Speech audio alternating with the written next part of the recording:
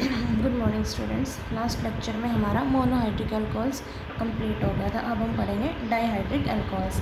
Dihydric alcohols नाम से पता चल रहा है डाईहाइड्रिक मतलब जिसके अंदर क्या हो, दो OH ग्रुप हमारे लगे हुए हैं और दोनों OH कहाँ मिलेंगे भाई, एडजेसेंट कार्बन के ऊपर, या फिर हम बोल सकते हैं कि एक टाइप से एडजेसेंट कार्बन पे जुड़े हुए होंगे, या फिर हम बोल सकते हैं कि विसिनल डाईहैलाइड्स को बोलते हैं हम मोनो डाईहाइड्रिक अल्कोहल्स को, vicinal die hydroxyl, sorry halides नहीं, डाई हाइड्रोक्सल। ठीक है, एग्जाम्पल देखो इस टाइप से CH2OH, CH2OH नाम क्या होगा इसका, इथेन डाईओल या इथाइलिन, इथेन डाईओल बोल लेना, या इथाइलिन ग्लाइकोल, तो इन्हें हम ग्लाइकोल भी बोलते हैं, या फिर डाईओल। ठीक है, ये थे हमारे डाईहाइड्रिक अल्कोहल्स। उसके बाद नोमेनक्लेचर की बात की जाए तो नोमेनक्लेचर आपको लिखना होता है भाई, पहले सबसे लंबी चेन देखेंगे, उसके बाद OH ग्रुप्स की नंबरिंग देंगे, इस अकॉर्डिंग देने के उन्हें लोएस्ट सेट ऑफ लोकेंट्स मिले तो नंबरिंग नोमेनक्लेचर आप कर लोगे। उसके बाद हमारे पास आती है इसकी method of preparation, methods of preparation.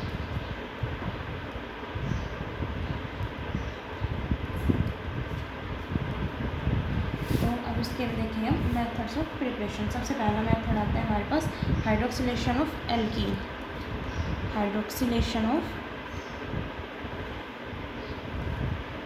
Alkene.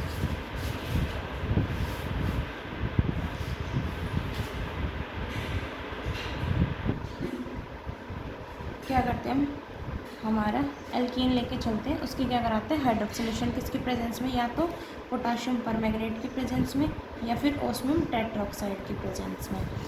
कोई भी एल्कीन लेके चलिए, ये हमने सिंपल इथाइलिन ले ली, इसके अंदर अगर डालना हमने KMnO4 डाला या फिर ओस्मियम टेट्राऑक्साइड डालना, तो इसकी प्रेजेंस में क्या मिलता है भाई, और साथ में वाटर भी डालते हैं, तो क्या मिलेगा हमें, डाईओल्स की फॉर्मेशन होगी, CH2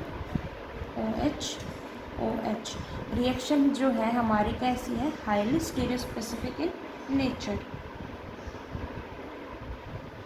स्टीरियोस्पेसिफिक रिएक्शन का मतलब क्या होता है कि अगर कोई रिएक्शन, अब देखो हमारे पास दो OH ग्रुप है, ये एक दूसरे के सिस पोजीशन पे भी हो सकते हैं या फिर ट्रांस पोजीशन पे।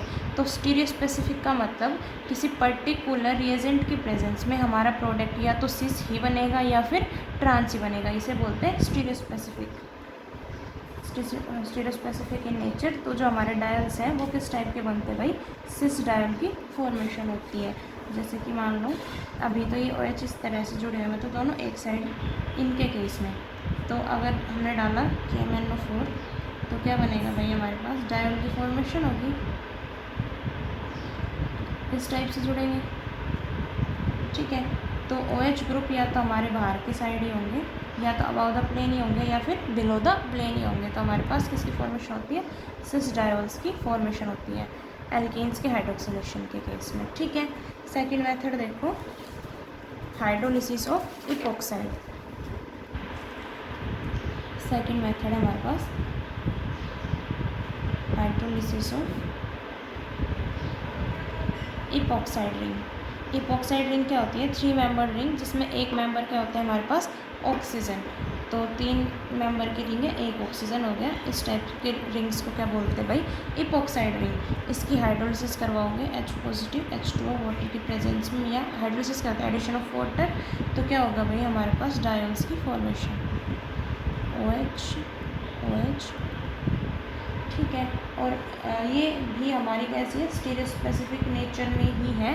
और जो हमारा प्रोडक्ट ऑब्टेन होगा हमें, या फिर जो भी डायोल की फॉर्मेशन होगी, वो कैसे मिलेगा, ट्रांस डायोल इनके केस में। तो एल्कीन्स की तब हाइड्रोक्सिलेशन करते हैं उस टाइम हमें मिलते हैं सिस डायल, और इपॉक्साइड के हाइड्रोलिसिस से हमें क्या मिलेंगे भाई, ट्रांस डायोल की फॉर्मेशन होगी। ठीक है, नेक्स्ट मेथड देखो, third, hydrolysis of dihalo alkanes. Hydrolysis of dihalo alkanes. Dihalo alkane मतलब दो हेलोजन ग्रुप जोड़ने हमने, मान लो ये हो गया हमारे पास CH2Br, CH2Br हो गए डाई हैलो ग्रुप।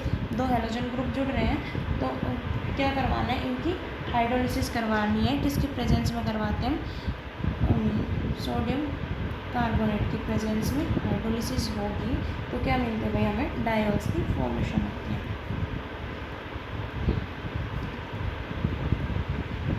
ठीक है, साथ में NaBr 2NaBr ग्रुप और CO2।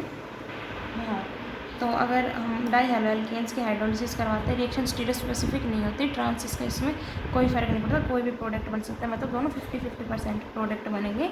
लेकिन इपोक्साइड के केस में ट्रांस वाला प्रोडक्ट बनेगा और एल्कीन्स के हाइड्रोक्सिलेशन के केस में सिस वाला प्रोडक्ट बनेगा। फोर्थ देखो, biomolecular reduction of carbonyl compound. Biomolecular reduction of carbonyl compound. Bimolecular मतलब जो हमारा कार्बोनिल कंपाउंड है उसके हमने दो मॉलिक्यूल लेके चलना है। तो कोई भी कार्बोनिल कंपाउंड ले लो, हमने ले लिया प्रोपेनॉल। ठीक है, इसके दो मॉलिक्यूल लोगे, रिएक्शन किसकी प्रेजेंस में होगी, मैग्नीशियम बेंजीन सॉल्वेंट लोगे और सेकंड स्टेप में वाटर डालना है इसके अंदर। तो क्या बनता है भाई हमारे पास, ये वाला ग्रुप तो रहेगा ही रहेगा, CH3 ये हो गया, इसका OH बन गया और सेम दो मॉलिक्यूल लिए थे तो एक ग्रुप इसके साथ आके और अटैच हो जाएगा। ठीक है, तो अगर हमें शुरू में जो प्रोडक्ट लेते हैं उससे मोर नंबर ऑफ कार्बन वाला प्रोडक्ट बनाना है तो क्या कर सकते हैं हम, bimolecular reduction of carbonyl compound. ठीक है, उसके बाद नेक्स्ट रिएक्शन देखो हमारे पास, reduction of di carbonyl compound.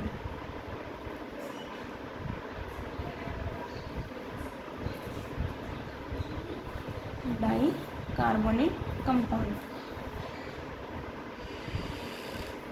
तो तब हमारे कार्बोनिल कंपाउंड थे उनसे क्या बना रहे थे हम, उनकी अगर रिडक्शन कराते तो हमारे पास, आपको पता है कार्बोनिल कंपाउंड के रिडक्शन से अल्कोहल बनता है। ऐसे ही अगर डाई कार्बोनिल कंपाउंड की रिडक्शन करोगे तो हमारे पास डाईओल बनेगा। एग्जांपल ले लिया हमने कोई भी, जैसे कि ये हो गया हमारे पास C+OH ब्यूटेन 2 डाईओल,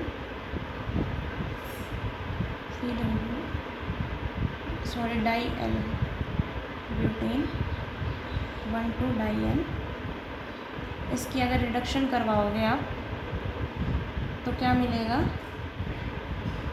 दोनों एल्डिहाइड ग्रुप किसके अंदर चेंज हो जाएंगे भाई, हमारे अल्कोहल ग्रुप के अंदर, COH H CH2 CH2 COH H। ठीक है, तो ब्यूटेन 1,4 डाईओल की फॉर्मेशन हो जाएगी। नेक्स्ट मेथड देखो, रिडक्शन ऑफ डाई कीटोन्स। तो डाई एल्डिहाइड की नॉर्मल रिडक्शन करोगे हमें मिल जाएगा। अब डाई कीटोन है हमारे पास, तो next method reduction of diketone with Grignard reagent. क्या लेंगे भाई, RMGX, कोई भी ग्रिग्नार्ड रिएजेंट लेंगे। तो कोई भी डाई कीटोन ले लो, C+O CH3।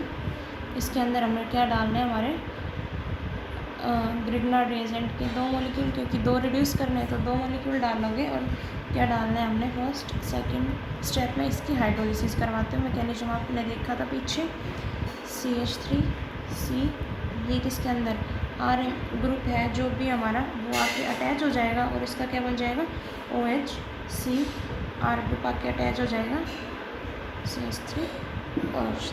ये थे भाई इसके मेथड्स ऑफ प्रिपरेशन। उसके बाद नेक्स्ट देखो हमारे पास बात आती है फिज़िकल प्रॉपर्टीज़ की।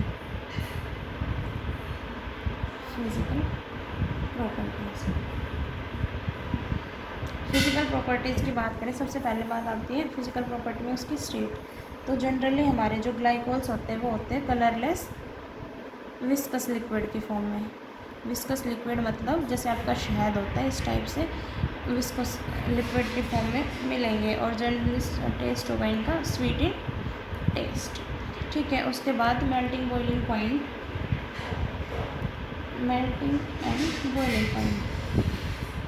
तो आपको पता है OH ग्रुप इनके अंदर आ रहा है, भाई कोई भी ग्लाइको लिख लो, OH ग्रुप है, OH ग्रुप आ जाता है तो आपने अल्कोहल्स के केस में पढ़ा था OH क्या करवाएगा, हाइड्रोजन बॉन्डिंग। और अगर हाइड्रोजन बॉन्डिंग होगी तो मेल्टिंग एंड बॉइलिंग पॉइंट ज़्यादा होंगे, लेकिन इनके केस में डाईओल्स के केस में हमारे नॉर्मल अल्कोहल से मेल्टिंग बॉइलिंग पॉइंट और भी ज़्यादा होंगे, मोर देन अल्कोहल्स। क्यों? क्योंकि इसके अंदर क्या है भाई, हमारे पास 2 OH ग्रुप आ गए, उनके केस में तो सिर्फ एक था, अब कैसे है 2 OH ग्रुप है, हाइड्रोजन बॉन्डिंग का एक्सटेंट उतना ही ज़्यादा होगा और मेल्टिंग बॉइलिंग पॉइंट हमारा उतना ही इंक्रीज हो जाएगा। ठीक है। थर्ड हमारे पास बात आती है सोलिबिलिटी। तो सोलिबिलिटी भी इनकी अल्कोहल से मोर देन अल्कोहल्स। क्यों अल्कोहल से ज़्यादा क्यों होगी, या फिर मोनोहाइड्रिक अल्कोहल से ज़्यादा इसलिए होगी क्योंकि वही सेम बात, hydrogen bonding, intermolecular hydrogen bonding का एक्सटेंट ज़्यादा हो जाएगा, क्योंकि हाइड्रोक्सिल ग्रुप 2 लगे हुए हैं तो वाटर से के अंदर सोल्यूबल हमारे ज़्यादा होंगे बजाय कि मोनोहाइड्रिक अल्कोहल्स के। ठीक है भाई, नेक्स्ट लेक्चर में पढ़ेंगे हम इसकी केमिकल प्रॉपर्टीज़।